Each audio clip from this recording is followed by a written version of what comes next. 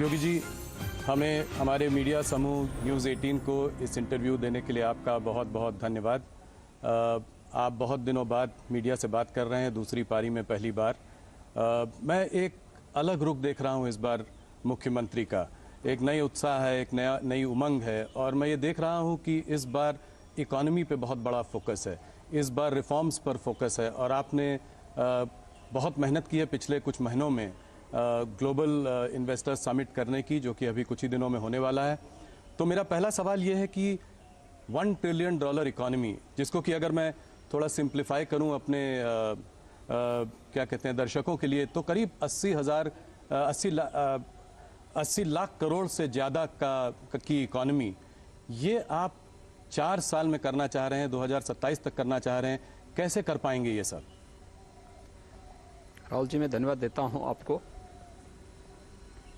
कि आप यहाँ पर आज आए हैं और उत्तर प्रदेश के विकास की इस यात्रा को अपने दर्शकों तक पहुँचाना चाहते हैं। देखिए, उत्तर प्रदेश ने प्रधानमंत्री मोदी जी के नेतृत्व में पिछले लगभग 6 वर्षों में अपनी विकास दर को दोगुना किया है। जीडीपी दुगनी हुई है, पर कैपिटा इनकम दुगनी हुई है।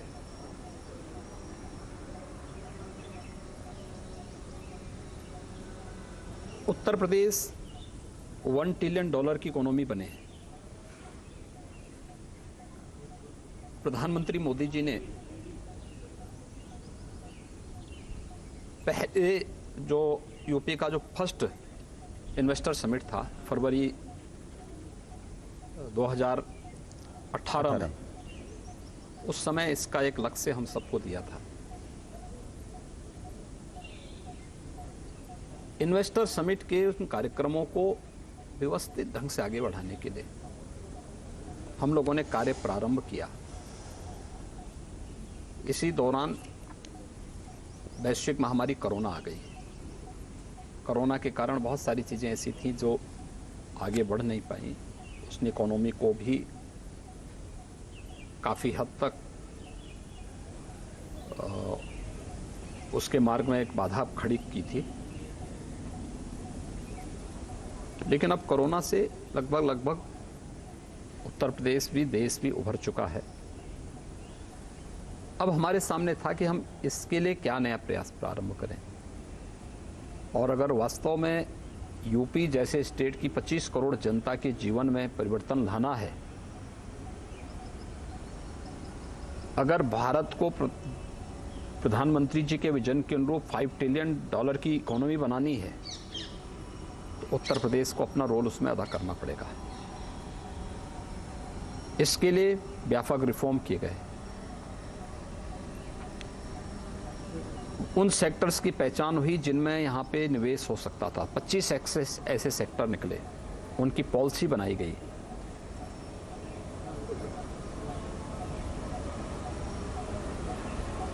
इन सभी कार्यक्रमों को आगे बढ़ाने के अलावा टीम्स भेजी गई दुनिया के बड़े देशों में, देश के बड़े महानगरों में। और आज मुझे इस बात की संतुष्टि है कि जब ग्लोबल इन्वेस्टर समिट की नज़दीक तिथि आ रही है, तो उत्तर प्रदेश में हम लोग उत्तर प्रदेश की जीडीपी से अधिक निवेश के प्रस्ताव लाने में सफल हो जाएंगे। और उत्तर प्रदेश जो अनंत संभावना वाला प्रदेश है, जिसमें केवल औद्योगिक निवेश ही नहीं, बल्कि हमारे पास तो एग्रीकल्चर के फील्ड में भी बहुत बड़ा स्कोप है, एमएसएमई के फील्ड में है, हमारे पास अपना मैन पावर है, बहुत अच्छा मैन पावर हमारे पास है। ये सभी कार्यक्रम हम बहुत अच्छे ढंग से आगे बढ़ाने में सफल होंगे। कितना निवेश ला पाएंगे आप, क्या अनुमान है? देखिए, मैंने कहा ना कि ये जो ग्लोबल इन्वेस्टर समिट होने जा रहा है जी, इसमें हम लोग उत्तर प्रदेश की जीडीपी से ज़्यादा निवेश लाने में सफल होंगे। ये तो बहुत बड़ा नंबर है। एक चीज़ ये बताएं कि 4 साल में अगर आपको ये लक्ष्य हासिल करना है एक $1 ट्रिलियन इकोनॉमी का, तो आपको 4 गुना आज की इकोनॉमी को करना पड़ेगा, अर्थात करीब 25% की रेट से ग्रो करना होगा। आज हमारा देश 6-7% की रेट से ग्रो कर रहा है। आने वाले समय में भी अनुमान है कि 7-8% अगर रिफॉर्म्स चलते रहे तो उस रेट से ग्रो, तो उत्तर प्रदेश ये ब्रेकआउट ग्रोथ कैसे कर पाएगा? देखिए, उत्तर प्रदेश की अगर ओवरऑल विकास दर आप देखेंगे तो 13 से 14 के बीच में चल रही है। जो दुनिया के अंदर मंदी का दौर चला है, इसको देखेंगे, उसमें से अगर इसको भी माइनस करेंगे तो भी हमारी 8% की इस समय ग्रोथ रेट है। लेकिन मेरा ये मानना है कि यूपी में केवल औद्योगिक निवेश की ही संभावना नहीं है, उत्तर प्रदेश के अन्य सेक्टर्स भी हैं। खासतौर पर देश का सबसे फर्टाइल लैंड हमारे पास है। 11% देश की कृषि भूमि में 20% से अधिक खाद्यान्न उत्पादन यूपी करता है। मेरा मानना है कि अभी इसमें हम लोग थोड़ा और प्रयास करेंगे तो 8.5% की कृषि विकास दर को हम डबल डिजिट में पहुंचाने में सफल होंगे। और इस दिशा में पिछले 9 वर्ष के अंदर भारत सरकार के स्तर पर और पिछले 6 वर्ष के अंदर राज्य सरकार के स्तर पर जो प्रयास प्रारंभ हुए हैं, उसके परिणाम आते हुए दिखाई देंगे। इसके अलावा यूपी का जो परंपरागत उद्यम था एमएसएमई का, 96 लाख एमएसएमई यूनिट यूपी के पास मौजूद हैं। सरकार ने उसको थोड़ा प्रोत्साहित किया, थोड़ा पुशअप किया। परिणाम है उसने यूपी के एक्सपोर्ट को दुगने से अधिक कर दिया। रोजगार की अनंत संभावनाओं वाला फील्ड है हमारे पास। इस पे हम थोड़ा प्रयास प्रारंभ करें, यह यूपी के विकास दर को और आगे बढ़ाने में मदद करेगा। तीसरा, यूपी के पास जो इंफ्रास्ट्रक्चर है एनसीआर से सटा हुआ है, जुड़ा हुआ है, लेकिन ईस्टर्न पार्ट को जोड़ने के लिए, बुंदेलखंड को जोड़ने के लिए, वेस्टर्न, ईस्टर्न और सेंट्रल पार्ट को जोड़ने के लिए जो कनेक्टिविटी है, एयरपोर्ट्स के निर्माण जो पिछले 6 वर्ष के अंदर यूपी के अंदर हुए हैं जी। या इंटरस्टेट कनेक्टिविटी जिस प्रकार से उसका स्ट्रेंथन हुआ है, लैंड लॉक्ड स्टेट से हट करके आज हमारे पास पूर्वी बंदरगाह से जुड़ने के लिए देश का वाटरवे नंबर 1 आज यूपी के पास मौजूद है। एक्सप्रेस हाईवे का जो जाल यूपी के अंदर पिछले 6-7 वर्षों के अंदर बिछा है, ये सभी चीज़ें यूपी की इकोनॉमी को समयबद्ध तरीके से आगे बढ़ाने और अपने लक्ष्य को प्राप्त करने का एक अवसर देता है। अगले 4 साल में आपको क्या लगता है कितनी नौकरियां दे पाएंगे आप यहाँ पे? ये एक देखिए, मुद्दा भी रहा है पहले। अभी हम लोगों ने पिछले 6 वर्ष के अंदर 5 लाख से अधिक सरकारी नौकरी दी जी। एमएसएमई और विश्वकर्मा श्रम सम्मान के माध्यम से हम लोगों ने प्रदेश के अंदर 1,61,000 से अधिक यूथ को उसके साथ जोड़ने में हमें मदद मिली। प्रदेश के अंदर प्रधानमंत्री मुद्रा योजना और मुख्यमंत्री युवा स्वरोजगार योजना और अन्य तमाम योजनाओं के माध्यम से हम लोग 60 लाख से अधिक व्यापारी और उद्यमियों को आर्थिक स्वावलंबन के साथ जोड़ने में हमें मदद मिली।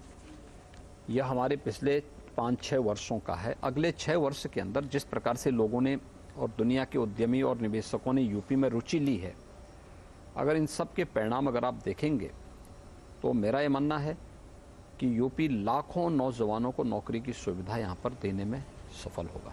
एक आंकड़ा दीजिए, अगले 4 साल में जैसे जैसे $1 ट्रिलियन की तरफ बढ़ेंगे तो कितनी प्राइवेट सेक्टर नौकरियां क्रिएट हो सकती हैं? देखिए, मैंने कहा ना, ये अभी मैंने एक सेक्टर की मैं बात कर रहा हूँ, लेकिन हमारे पास अभी एमओयू चल रहे हैं, बड़े पैमाने पे लोगों ने रुचि ली है। एमओयू की प्रकृति और इन सब को लेकर के 10 फरवरी को हम इसकी घोषणा भी करेंगे कि अगले 2 साल 4 साल के अंदर हम कितने निवेश को कितने समय के अंदर करवाने में सफल होंगे और कितने युवाओं के लिए नौकरी और रोजगार की संभावनाओं को भी हम जमीनी धरातल पर लाने में सफल होंगे, इसकी भी घोषणा होगी। लेकिन मैं कह सकता हूँ लाखों की संख्या होगी। पहले देखा गया है 2018 2019 में भी आपने इन्वेस्टर समिट किया, उसमें भी काफ़ी एमओयू साइन हुए, जैसे कि 4.5 लाख करोड़ के एमओयू साइन हुए। तो इसमें कन्वर्जन कितना हुआ, मतलब कितना निवेश आया? देखिए, मैंने तब भी कहा था कि यूपी में हम उतना निवेश करवाने में सफल होंगे, उतना हम लोग एमओयू कराएंगे जितना यूपी की वार्षिक बजट होगा। 4,28,000 का हमारा वार्षिक बजट उस समय था जी। हमारे पास 4,68,000 करोड़ रुपए के प्रस्ताव आए थे। और मुझे प्रसन्नता है कि कोविड-19 के बावजूद हम लोग लगभग 4 लाख करोड़ के निवेश प्रस्तावों को जमीनी धरातल पर उतारने में सफल हुए। 4 लाख करोड़ 4 लाख करोड़ से अधिक के। इसमें बहुत सारी यूनिट तो अब प्रोडक्शन भी शुरू कर दी है। अगर आप देखेंगे, आपके मथुरा में पेप्सिको का जी जो कारखाना लगा है, जो यूनिट लगी है, लगभग 1200 करोड़ रुपए की लागत से, और बहुत अच्छा उसने उत्पादन शुरू किया वहाँ पे। यूनिलीवर का हमीरपुर में जी। ऐसे ही डाटा सेंटर आपके ग्रेटर नोएडा में लग चुका है। ऐसे ही आपका जो है सैमसंग का डिस्प्ले यूनिट, ये पहली बार देश की फर्स्ट यूनिट थी। ऐसे हजारों यूनिट यूपी के अंदर अपना प्रोडक्शन भी शुरू कर चुकी है। कौन कौन से सेक्टर्स में आप देख रहे हैं कि निवेश आएगा, इन्वेस्टमेंट आएगा? देखिए, सभी 75 जो 25 के 25 सेक्टर हम लोगों ने तय किए थे, सभी में प्रस्ताव प्राप्त हुए हैं। खासतौर पर अगर आप देखेंगे तो औद्योगिक विकास के साथ साथ यूपी के अंदर इलेक्ट्रिक व्हीकल के उसमें आईटी और आईटीएमएस के क्षेत्र में भी काफ़ी प्रस्ताव प्राप्त हुए हैं। फूड प्रोसेसिंग के क्षेत्र में प्राप्त हुए हैं। अलग अलग जो 25 बायोफ्यूल के लिए हुए हैं, रिन्यूएबल एनर्जी के उसमें हुए हैं, बहुत सारे सेक्टर हैं। उन सभी 25 सेक्टर्स में ये थोड़ा मुझे वाइब्रेंट गुजरात की याद दिलाता है। आप लगता है कि उस मॉडल से कुछ प्रभावित हैं? कुछ मोदी जी का इसमें इनपुट, कुछ टिप्स वगैरह उनसे लिए? कुछ देखिए, सारी प्रेरणा प्रधानमंत्री मोदी जी की है और इन सब बातों को लेकर के हम राज्यों के साथ भी अपने अनुभव को शेयर करते हैं, उनकी पॉलिसीज को भी देखते हैं कि इन राज्यों ने कहाँ पर क्या अच्छा किया है और फिर उसके अनुरूप फिर अपनी पॉलिसी भी तैयार करते हैं। योगी जी, आपका विजन बहुत बड़ा है, सराहनीय है। देखते हैं आगे 4 सालों में कैसे निवेश आता है, उत्तर प्रदेश कैसे प्रगति करता है। कुछ चीज़ें ज़रूरी हैं अगर आप चाहते हैं कि यहाँ पर इन्वेस्टमेंट आए, जैसे कि law and order situation Uttar Pradesh में, जो कि पिछले 5 सालों में आपने, बल्कि 6 सालों में आपने बहुत अच्छी की है। ईज़ ऑफ डूइंग बिजनेस भी एक इम्पॉर्टेंट मुद्दा रहेगा। नीचे के लेवल पे करप्शन हावी रहता है, तो क्या कहीं पे आप इसकी वजह से कोई फास्ट ट्रैक डेस्क बना रहे हैं चीफ मिनिस्टर्स ऑफिस में, जिसमें से अगर मान लीजिए किसी इंडस्ट्रियलिस्ट को अप्रोच करना पड़े, निवेश लाना हो, तो वो सीधे आपके पास तक पहुंच सके? देखिए, पास पहुंचने की अब नौबत ही नहीं आएगी। उत्तर प्रदेश की लॉ एंड ऑर्डर, इसने यूपी के परसेप्शन को देश और दुनिया के सामने चेंज करके रख दिया है जी, और इसको हर व्यक्ति स्वीकार करता है। एक दूसरा है कि कोई भी निवेशक आज हमारे साथ एमओयू कर रहा है तो हमने उसको सिंगल विंडो प्लेटफॉर्म उपलब्ध करवाया है, जहाँ पे 350 से अधिक क्लियरेंस उसको एक साथ एक प्लेटफॉर्म में उपलब्ध हो जाएंगे बिना किसी मानवीय हस्तक्षेप के। हाँ, निवेशक को उन क्वेरीज का जवाब समय से देना होगा जो वहाँ से उससे मांगी जाए। ये सब ऑनलाइन प्लेटफॉर्म में उनको सुविधा प्राप्त होंगे। एमओयू पूरा होने के बाद जब निवेश जमीनी धरातल पर उतारने की बात आती है तो उसकी मॉनिटरिंग के लिए भी निवेश सारथी एक नया पोर्टल उनका इंतजार कर रहा है। एक व्यवस्थित तरीके से उसे जमीनी धरातल पर उतारना। निवेश जमीनी धरातल पर उतर हो चुका है तो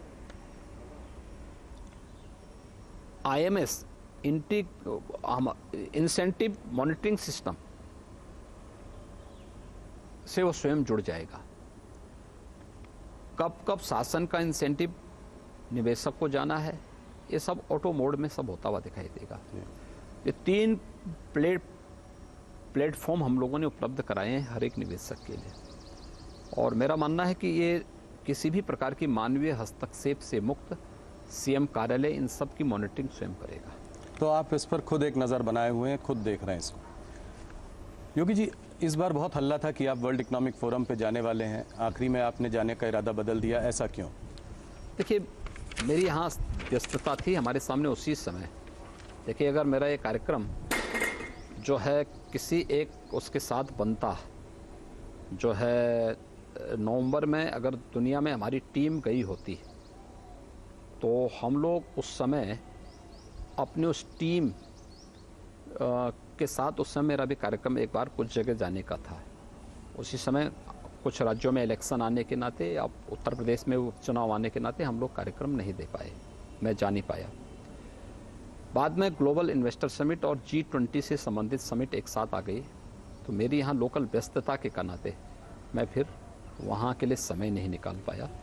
लेकिन मेरा ये मानना है कि वैश्विक मंच पर उत्तर प्रदेश को जो समर्थन मिला वह बहुत उत्साहजनक था। योगी जी, थोड़ा सा ग्लोबल इन्वेस्टर समिट से हटते हैं और मुद्दों पर चर्चा करते हैं। मुझको अभी गुजरात के चुनाव के पहले अमित शाह जी ने अपने इंटरव्यू में कहा था कि टिकट कटवाने का इंतज़ाम कर लीजिए, 1 जनवरी को जाकर रामलला के दर्शन करने अयोध्या में। तो क्या जनवरी 1 के बाद सब लोग रामलला के दर्शन अयोध्या में जाकर कर पाएंगे? क्या आप अपने टाइमलाइन पे प्रतिबद्ध हैं? देखिए, मंदिर अपने समयबद्ध तरीके से आगे बढ़ चुका है, और जो टाइमलाइन दी गई है उसके अनुरूप वहाँ पे मंदिर का निर्माण भी होगा, और रामलला समय से अपने मंदिर में विराजमान भी होंगे। ये देश के लिए, दुनिया के लिए एक बहुत गौरव का दिन होगा जिस दिन रामलला सैकड़ों वर्षों के बाद अपने मंदिर में विराजमान होंगे। जी, तो इसमें 1 तारीख से दर्शन शुरू हो जाएंगे, जैसा कि उसके बाद से जब भी जो भी कार्यक्रम मंदिर ट्रस्ट तय करेगा उसके अनुरूप सारे कार्यक्रम आगे बढ़ेंगे। एक विवाद पिछले कुछ दिनों में, कुछ महीनों में जो चला है वो है रामचरितमानस का विवाद, और ऑपोजिशन जो है इस पर काफ़ी हावी है, इस पर चर्चा करती जा रही है।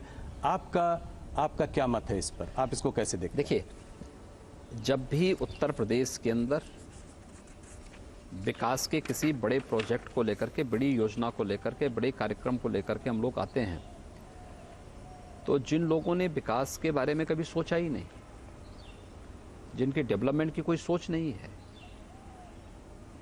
जो विकास नहीं बल्कि विभाजन पे विश्वास करते हैं, तो वे लोग इस प्रकार की कोई ना कोई बयानबाजी अपना शुरू कर देते हैं।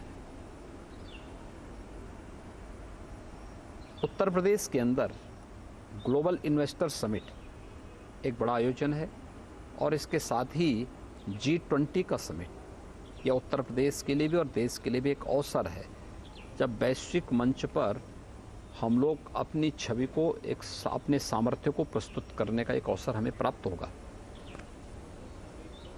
तो विकास और इस प्रकार के अवसर से ध्यान हटाने के लिए यह इस प्रकार की बयानबाजी है, इसके पीछे कोई अन्य हेतु नहीं है। अब जैसे कि काफ़ी सारे, मायावती जी ने कहा कि सबसे बड़ा कॉन्स्टिट्यूशन हमारे लिए सबसे बड़ा है, रामचरितमानस नहीं। आपके अखिलेश जी ने कहा कि हमारा अंबेडकर जी ही हमारा धर्म है। फिर अब वो कह रहे हैं मैं भी शूद्र हूँ, और वो आपसे ये सवाल जो है सदन में पूछना भी चाहते हैं। तो इन सब को आप क्या जवाब देंगे? इससे सीधा साधा जवाब क्या है? सदन में जब प्रश्न आएगा तो प्रश्न का जवाब भी उसी प्रकार का सीधा जवाब सदन में उसका मिलेगा। जो क्या है? मैं कह रहा हूँ, जब सदन में प्रश्न आएंगे, जहाँ से प्रश्न आएगा वहाँ से उसका जवाब भी देंगे। जी, ये रामचरितमानस को उत्तर प्रदेश में जो राम जन्म की भूमि भी है, यहाँ पर उसको जलाया जा रहा है, इसको आप कैसे देखते हैं? क्या आप इस पर कड़ी कार्रवाई करेंगे? क्या जो लोग ये कर रहे हैं? कार्रवाई हो चुकी है जी। और रामचरितमानस एक पवित्र ग्रंथ है, समाज को जोड़ने वाला ग्रंथ है, और रामचरितमानस के प्रति सनातन आस्था जी उत्तर भारत के हर घर में सुंदरकांड के पाठ होते हैं किसी भी मांगलिक कार्यक्रम के अवसर पर। हमें ये नहीं भूलना चाहिए, हर सनातन धर्मावलंबी सुंदरकांड का पाठ कराता है। दूसरा, अक्टूबर से लेकर के सितंबर के अंत से लेकर के और दिसंबर के प्रारंभ तक उत्तर भारत के हर गांव में रामलीलाओं के मंचन होते हैं। रामलीलाओं का मंचन की शुरुआत भी संत तुलसीदास जी ने की थी। रामलीलाएं पूरे गांवों को जोड़ती हैं और जिन लोगों को रामचरितमानस के इस भाव के बारे में जानकारी होती ना, वे लोग इस प्रकार के प्रश्न नहीं उठाते। आखिर उसी रामचरितमानस में निषाद राज का भी चित्रण है और उसी रामचरितमानस में सबरी का भी चित्रण है जी। तो बुद्धि का फेर है। पर राजनीति में बैकवर्ड वोट्स को गैल्वेनाइज करने का एक ये तरीका भी हो सकता है। देखिए, उत्तर प्रदेश की जनता बहुत विभाजन झेल चुकी है और विभाजन के कारण पहचान का संकट भी देख चुकी है। उत्तर प्रदेश की जनता अब बार बार विभाजनकारी ताकतों को ठुकराई है। 14 में ठुकराया, 17 में ठुकराया, 19 में ठुकराया और 22 में भी जवाब दे चुकी है जी। इसलिए अब कोई गुंजाइश नहीं बची है। वो लोग कितना भी माथापच्ची कर लें, उसके लिए कोई गुंजाइश नहीं बची है। आपने तमाम चुनाव की बात की, तो 2014 में 71 सीट लेकर बीजेपी यहाँ आई थी, 2019 में 63 सीट, 2024 में आप कितनी सीट देखते हैं? देखिए, 2024 में भारतीय जनता पार्टी 2019 से ज़्यादा सीटें यहाँ पाएगी और बेहतर परिणाम देगी। 2014 की 71 सीट का रिकॉर्ड ब्रेक कर सकती है? मैंने कहा ना, बेहतर परिणाम हम यूपी से देंगे। अच्छा, तो ये कैसे आपको लगता है? मान लीजिए कि सारी पार्टियां साथ एकजुट हो जाएं और एक ही कैंडिडेट आपके खिलाफ खड़ा करें तो क्या होगा? ये 19 में हो चुका है, ऐसा है नहीं कि कोई नया हो रहा है। 19 में सब हो चुका है, ये सारा प्रयोग हो चुके हैं यूपी में। एक कास्ट सेंसस की डिमांड आई है जो कि काफ़ी प्रदेश देख भी रहे हैं, बिहार में काम शुरू भी हो गया है। यहाँ पे उत्तर प्रदेश में अभी तक कुछ इस पर वो नहीं हुई। आप इसको कैसे देखते हैं, क्या करेंगे आप? ये सेंसस की कार्रवाई राज्य सरकार नहीं कराती, भारत जनगणना आयोग कराता है और जो भी उनकी अपनी गाइडलाइन होगी, जो भी उनके कार्यक्रम होंगे, राज्य सरकार उसके अनुसार चलेगी और राज्य सरकार उसी आधार पर अपने कार्यक्रम का। पर क्या आप उसके सपोर्ट में हैं? मैंने कहा ना, जो भी भारत सरकार तय करेगी और जनगणना आयोग तय करेगा, हम उसके साथ में हैं। आपके डिप्टी सीएम केशव मौर्य ने कहा है कि वो इसका समर्थन करते हैं, इस वजह से ही पूछा। किस संदर्भ में है, मेरी इस संबंध पर चर्चा नहीं हो पाई। आने वाले समय में कुछ इम्पोर्टेंट राज्य के चुनाव आने वाले हैं और मैं ये सवाल आपसे इसलिए पूछ रहा हूँ क्योंकि आप स्टार कैंपेनर हैं, आप अलग अलग प्रदेशों में जाते हैं भारतीय जनता पार्टी के लिए कैंपेन करने। तो आप कर्नाटका में, मध्य प्रदेश में, राजस्थान में और छत्तीसगढ़ में जो चार बड़े प्रदेशों में जो चुनाव हो रहा है, इसमें आप भारतीय जनता पार्टी के प्रोस्पेक्ट्स को कैसे देखते हैं? देखिए, भारतीय जनता पार्टी की जहां भी सरकारें हैं, उन्होंने बहुत अच्छा प्रदर्शन किया है। बिना भेदभाव के योजनाओं का लाभ समाज के हर तबके तक पहुंचाया है।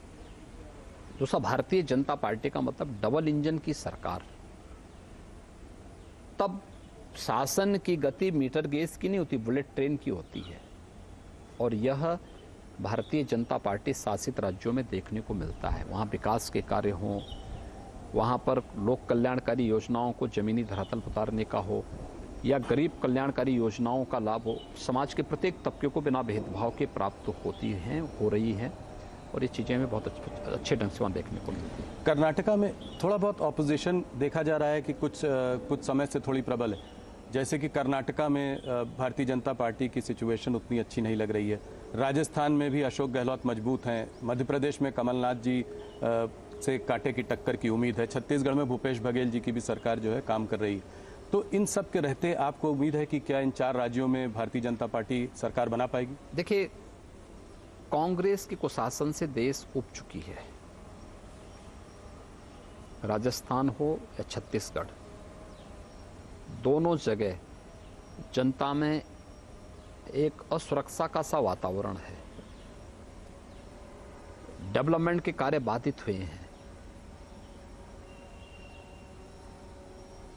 शासन की योजनाओं का लाभ ईमानदारी से समाज के प्रत्येक तबके को नहीं प्राप्त हो पा रही है।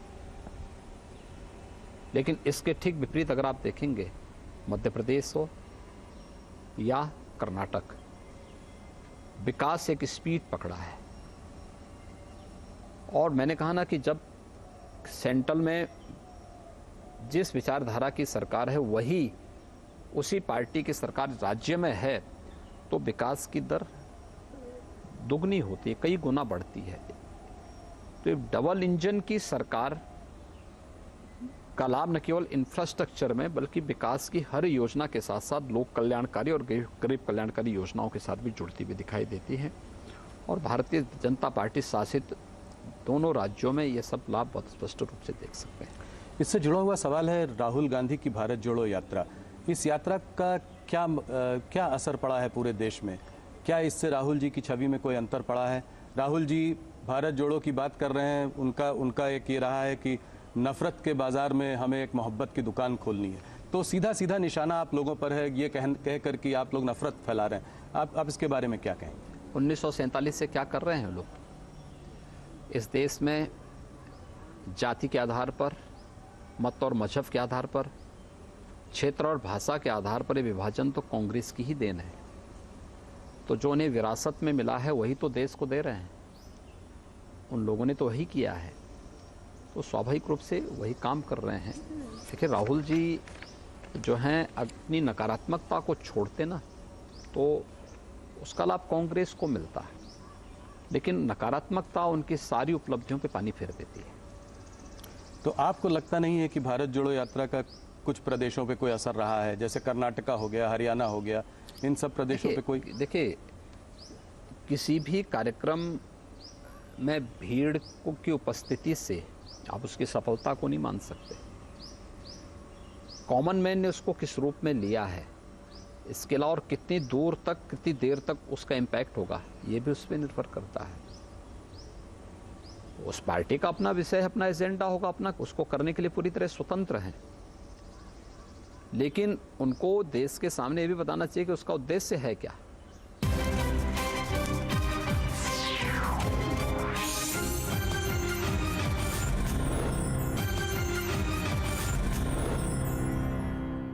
अयोध्या में राम मंदिर का काम अब करीब करीब पूरा होने वाला है, तो अब अगला काशी और मथुरा को आप कैसे देखते हैं? मैं इसलिए सवाल पूछ रहा हूं क्योंकि अब ये सरकार यहाँ और 4 साल है, तो काशी मथुरा का आपकी सरकार का क्या रवैया रहेगा? देखिए, काशी में आप देख रहे हैं, काशी में काशी विश्वनाथ धाम बन गया है। जी। आज काशी एक नए कलेवर के रूप में पूरी दुनिया के आकर्षण का केंद्र बनी हुई है। और आदरणीय प्रधानमंत्री जी स्वयं काशी से देश की संसद में प्रतिनिधित्व करते हैं। जी। मथुरा में ब्रज तीर्थ विकास परिषद विकास के कार्यक्रमों को तेजी के साथ आगे बढ़ा रही है। तो वहाँ की आध्यात्मिक और सांस्कृतिक विरासत का संरक्षण करते हुए उसके भौतिक विकास के लिए सभी प्रकार के कार्यक्रम सरकार चला रही है। और केवल उन्हीं स्थलों के लिए नहीं है, हम तो विंध्यवासिनी धाम में भी काम कर रहे हैं, हम लोग सुख तीर्थ में भी काम कर रहे हैं, हम लोग नैमिष सारण्य में भी काम कर रहे हैं, और अन्य सभी धार्मिक स्थलों में बौद्ध जो है परिपथ पे भी यूपी के अंदर कार्य हो रहा है। महर्षि वाल्मीकि के लालापुर में भी काम हो रहा है। संत तुलसीदास जी के राजापुर में भी हमारे कार्यक्रम चल रहे हैं। ये सभी हर जगह के समग्र विकास के लिए कार्य। तो आपको लगता है कि यहाँ पे भी जल्दी ही कार्य जो है कंक्लूड होगा, आपके इस कार्यकाल में ये बात आगे बढ़ेगी? देखिए, सभी काम अच्छे ढंग से आगे बढ़ रहे हैं और जन भावनाओं का सम्मान करते हुए, आस्था का सम्मान करते हुए इसे आगे बढ़ाया जा रहा है। एक सवाल मैं और आपसे पूछना चाह रहा हूँ, और ये इसलिए भी ज़रूरी है क्योंकि आप जो है खुद भी फिल्म इंडस्ट्री को यूपी में लाना चाह रहे हैं और आप इस बारे में काफ़ी सालों से बात कर रहे हैं। सुनील शेट्टी जी ने आपसे मुंबई में ये सवाल रखा भी था, ये एक बॉयकॉट कल्चर का सवाल।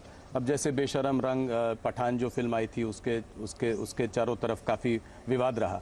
आप इसको कैसे देखते हैं, इस बॉयकॉट कल्चर को कैसे देखते हैं? आपकी क्या मैसेज है बॉलीवुड को? देखिए, किसी भी कलाकार और साहित्यकार का या जिसके पास कोई विशिष्ट उसके पास कोई भी इस प्रकार की कोई उपलब्धि है तो उसका सम्मान होना चाहिए, और हम उन सभी का सम्मान करते हैं।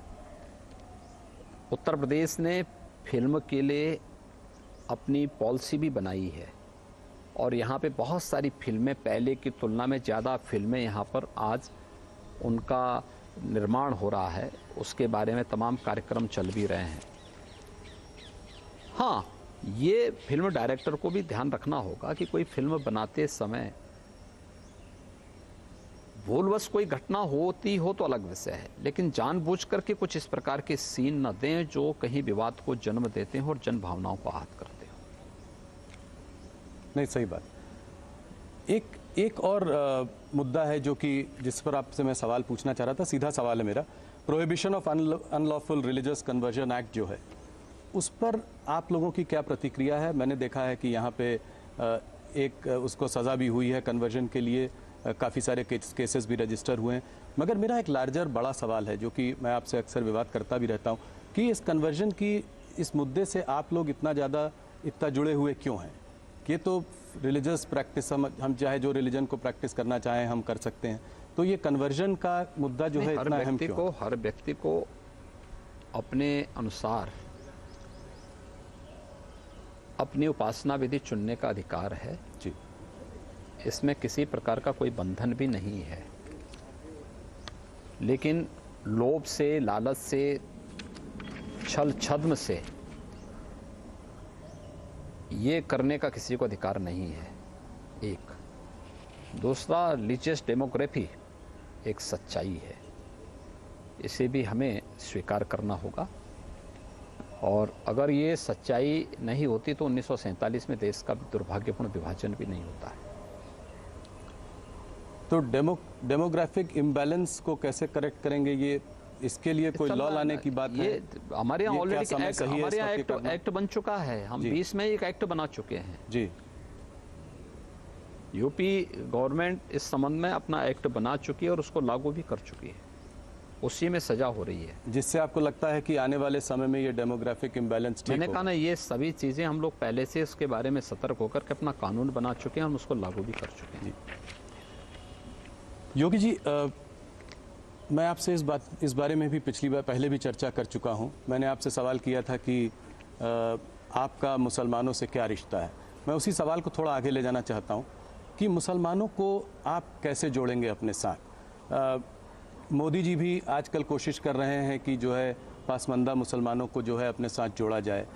ये भी गरीब वर्ग है, पिछड़ा हुआ वर्ग है, इसको भी अपने संग जोड़ा जाए, तो आप इनको कैसे जोड़ेंगे? देखिए, किसी को जोड़ने के लिए व्यक्ति, जाति, मत और मजहब नहीं, बल्कि शासन की योजनाओं के माध्यम से उनके साथ सीधे संवाद का कार्यक्रम। और आज उत्तर प्रदेश की कानून व्यवस्था अच्छी हुई है, पर्व और त्यौहार शांतिपूर्ण तरीके से मनाए जा रहे हैं। अगर हिंदुओं के शांतिपूर्ण तरीके से कार्यक्रम हो रहे हैं तो मुसलमानों को भी शांतिपूर्ण तरीके से हो रहे हैं। आज सुरक्षा का एहसास, अगर हिंदू बेटी सुरक्षित है तो मुस्लिम बेटी भी सुरक्षित है। तो हर व्यक्ति को इन चीज़ों का लाभ मिल रहा है, उनको एहसास हो रहा है कि सुरक्षा और सुशासन का लाभ किस रूप में आगे मिल सकता है। ये चीज़ें उनको देखने को मिल रही, तो उसका लाभ सबको मिल रहा है, और ये जुड़ने का सबसे अच्छा माध्यम। दूसरा, शासन की योजनाएं, कोई भी योजना हो, बिना भेदभाव के योजनाओं का लाभ उनको प्राप्त हो रहा है। ये नहीं पिक एंड चूज नहीं कि ये मेरा है, तेरा है, ये नहीं हो सकता है। जिस दिन लोकतंत्र की सबसे पवित्र भावना तुष्टीकरण नहीं है, लोकतंत्र की सबसे पवित्र भावना है कि समभाव से हम शासन की योजनाओं का लाभ सबको दें, और सबका साथ, सबका विकास, सबका विश्वास और सबका प्रयास, यही लोकतंत्र का मूल भाव भी है, और यही जोड़ने का एक आधार भी है। आरएसएस के मोहन भागवत जी ने कुछ दिनों पहले कहा था कि हिंदुस्तान में मुसलमानों को डर के रहने की ज़रूरत नहीं है, इस्लाम को यहाँ कोई थ्रेट भी नहीं है, मगर उनको अपना एटीट्यूड थोड़ा बदलना पड़ेगा। हम बड़े हैं, हम एक समय राजा थे, हम फिर से राजा बनना चाहते हैं, ये छोड़ना पड़ेगा। क्या आप इस बात से सहमत हैं? हाँ, माननीय सरसंघ चालक जी ने जो बात कही है एकदम सही परिप्रेक्ष्य में कही है। हमें तो भारतीय दृष्टिकोण को अपनाना पड़ेगा। अगर हम भारतीय हैं, सब हर नागरिक को जाति मत और मजहब से ऊपर उठ करके पहले अपने को एक भारतीय नागरिक मानना पड़ेगा, अपने आप को। और भारत का दृष्टिकोण भी यही कहता है कि ये मेरा है, ये पराया है। ये तो छोटी बुद्धि के लोग करते हैं। विराट सोच वालों के लिए तो पूरी दुनिया ही एक परिवार है। तो सबको एक समग्र दृष्टि से देखने का प्रयास अगर हम करेंगे तो कहीं कोई विवाद ही नहीं होगा। जी योगी जी, आप उत्तराखंड से आते हैं, आप उस प्रदेश से जुड़े हुए भी हैं। आप ये जोशी मठ को कैसे देखते हैं? क्या केदारनाथ बद्रीनाथ में लोग दर्शन करने जाते हैं, भीड़ बहुत आती है, तो क्या वहाँ पे जो रोड बनाने में, डैम्स बनाने में, इन सब चीज़ों को बनाने में क्या हम अपने पहाड़ों को कमज़ोर कर रहे हैं? क्या हल देखते हैं इसका आप आगे? देखिए, केंद्र और राज्य शासन वहाँ के लिए अपनी कार्य योजना बनाई है और उसको प्रभावी ढंग से लागू भी कर रही है। मुझे इधर जोशीमठ जाने का अवसर नहीं मिला है,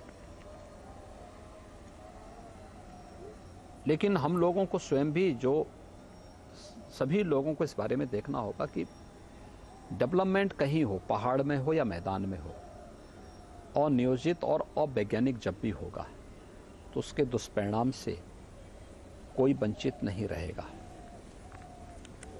हम लोग बहुत बार देखते हैं नदी के कैचमेंट एरिया में बहुत सारे लोग बस जाते हैं जी, लेकिन नदी तो अपना रुख कभी ना कभी बदलेगी।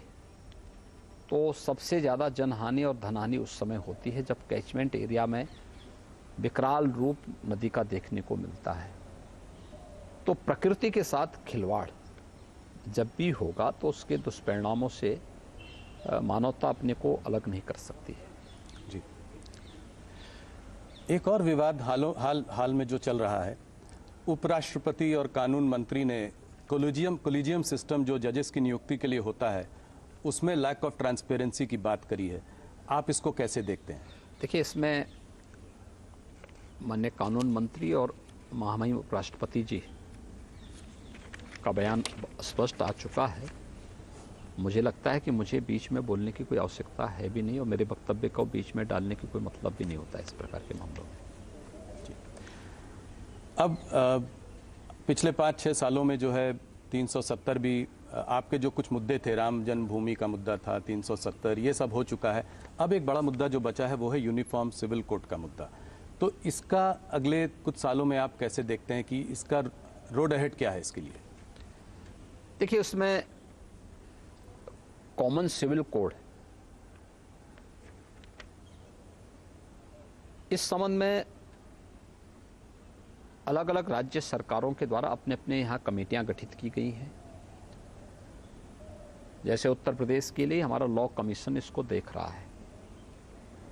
उसकी सिफारिश जब शासन को आएगी, सरकार उस पर जरूर विचार करेगी, लेकिन अभी तो उनको उस पर सभी पक्षों को लेकर के, सभी चीज़ों को लेकर के लोग अभी विचार करेंगे उस पर।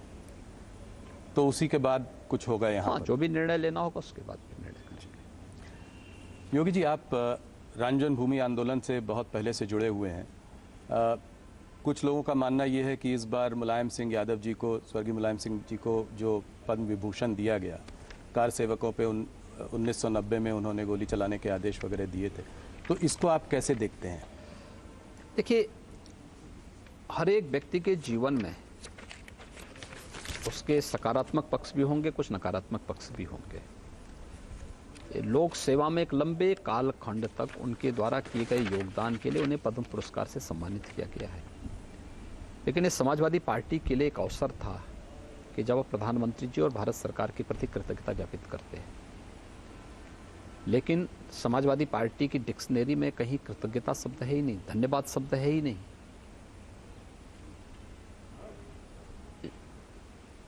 और वो इस प्रकार के सम्मान को पचा भी नहीं पाएंगे। इसलिए नहीं पचा पाएंगे क्योंकि जिन लोगों ने नेताजी को कभी अब सम्मान दिया ही नहीं, तो वे लोग तो टिप्पणी करेंगे ही करेंगे। लोग कहते हैं कि इसमें आप लोगों की भी यादव वोट बैंक पर नजर है, इसमें राजनीति का भी एक एंगल ये वोट बैंक का नजरिया नहीं है। यह किसी एक फील्ड में कार्य करने वाले लोगों की उन कार्यक्रमों को एप्रिसिएट करके नई पीढ़ी को समाज सेवा के कार्यों के साथ जोड़ने के लिए एक नई प्रेरणा है। योगी जी, जैसा कि मैंने कहा कि इस बार एक आपका नया रूप देखने को मिल रहा है, तो आपकी मैनेजमेंट स्टाइल क्या है? आप नौकरशाही से, यहाँ पे कुछ लोग घबराते भी हैं आपसे, अलग अलग तरह की लोग बातें करते हैं कि आप स्ट्रिक्ट भी हैं, डिसिप्लिनेरियन भी हैं। आपकी मैनेजमेंट स्टाइल क्या है? कैसे इतने बड़े प्रदेश को इतने यहाँ से और इतना बड़ा विजन लेके आगे जा रहे हैं, तो कैसे आप काम करते हैं? संतुलन समाज और सरकार के बीच में, सरकार और प्रशासन के बीच में एक बेहतरीन संतुलन के माध्यम से भारत सरकार के कार्यक्रमों को यहाँ पे ईमानदारी के साथ लागू करने, और फिर इस संतुलन के साथ साथ पब्लिक इनपुट भी हर एक योजना के साथ लेते हुए कार्यक्रमों को आगे बढ़ाना। हम कोई योजना बनाएं, उसका केंद्र बिंदु कॉमन मैन होगा, जिससे शासन की योजना वहाँ तक हम ईमानदारी से पहुँचा सके, और हम उस कार्यक्रम को, ये हमारा ग्लोबल इन्वेस्टर समिट या शासन का कोई भी कार्यक्रम उसी को लेकर के आगे बढ़ता है। योगी जी, अक्सर आपको हिंदू सुप्रीमिस्ट या फासिस्ट वगैरह कहते हैं लोग, आपको कैसा लगता है जब आपके बारे में लोग? देखिए, मैं एक योगी हूँ जी। अब देखने का नज़रिया सबका अलग अलग होता है। जो चीज़ें मुझे अच्छी लगती होंगी, आवश्यक नहीं कि वो चीज़ें सबको अच्छी लगती होंगी, और मुझे अपनी बात थोपनी भी नहीं चाहिए किसी पे। तो अगर उनको ये लगता है तो मैं तो वही हूँ जो मैं हूँ, लोग मुझे जिस रूप में जानते हैं। योगी जी, लोग आपकी पूजा भी करते हैं, लोग आपको कोसते भी हैं। अगर इतिहास में आप अपने आप को कैसे देखना चाहेंगे? मैं इतिहास में नहीं जाना चाहता, मैं एक योगी के रूप में हूँ और योगी ही रहना चाहता हूँ। तो आप ऐसे ही लोगों को लोग चाहेंगे कि ऐसे ही लोग आपको याद रखें। मैं क्या करूँ, क्यों याद रखने की बात ही नहीं आती। मैं योगी के रूप में काम कर रहा हूँ, एक योगी के रूप में ही अपना जीवन आगे बढ़ाना चाहता हूँ। आपने हम लोगों को इतना समय दिया, आपने अपने उत्तर प्रदेश के विजन को समझाया, आपका बहुत बहुत धन्यवाद। मैं कह रहा हूं कि मैं आज अपने सुबह कॉलीग से कह रहा था कि बुलडोजर बाबा से अब आप बिग बुल बाबा की तरफ जा रहे हैं, मतलब एक रिफॉर्मर, मॉडर्नाइजर, मार्केट्स की ओर भी आपकी एक नज़र है। धन्यवाद जी, बहुत बहुत धन्यवाद।